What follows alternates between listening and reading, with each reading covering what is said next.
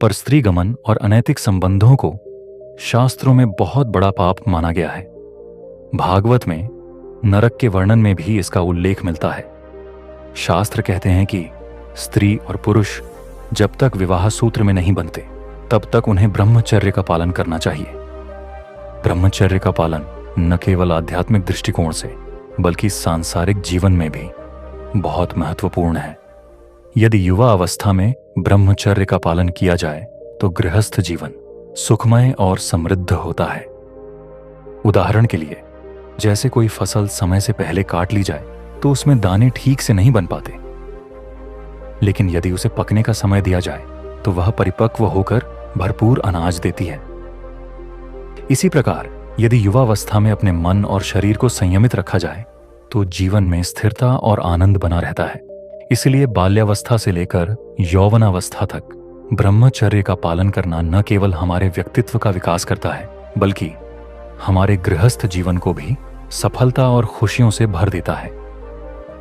गृहस्थ जीवन की पवित्रता और परंपराओं का महत्व गृहस्थ जीवन में पवित्रता और निष्ठा का हमेशा से ही विशेष महत्व रहा है। पुराने समय में विवाह केवल एक सामाजिक अनुबंध नहीं बल्कि दो आत्माओं का पवित्र मिलन माना जाता था। उस समय आधुनिक तकनीक और साधनों की अनुपस्थिति के बावजूद लोगों के बीच गहरी श्रद्धा और विश्वास का भाव होता था। विवाह से पहले वर और वधू के परिवार उनके स्वभाव, आचरण और निष्ठा को परखते थे। रंग रूप या बाहरी सुंदरता का कोई विशेष महत्व नहीं था। मुख्य रूप से यह देखा जाता था कि व्यक्ति का स्वभाव और उसकी श्रद्धा गृहस्थ जीवन के लिए उपयुक्त है या नहीं।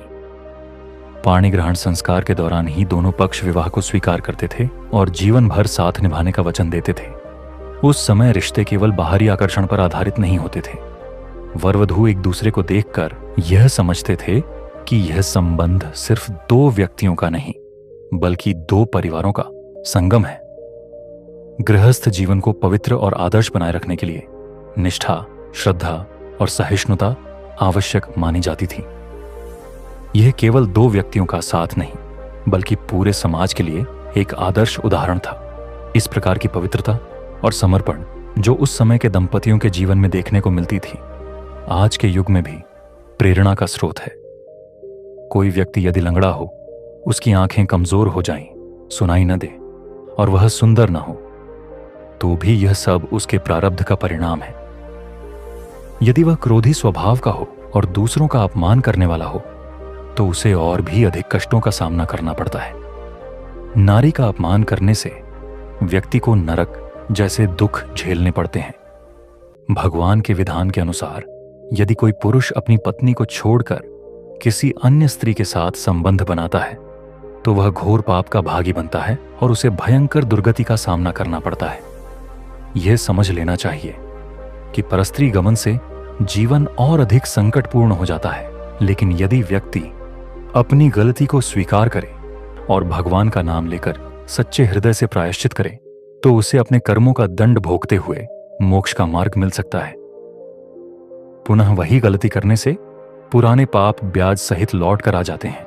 इसलिए चाहे कितना भी बड़ा अपराध हुआ हो, सच्चे हृदय से भगवान का स्मरण और कीर्तन करने से जीवन को सुधारने का अवसर मिलता है। अगर आपको हमारा वीडियो पसंद आया हो तो कृपया लाइक और सब्सक्राइब जरूर करें। आपका समर्थन हमें और भी बेहतर कंटेंट बनाने में मदद करेगा। धन्यवाद।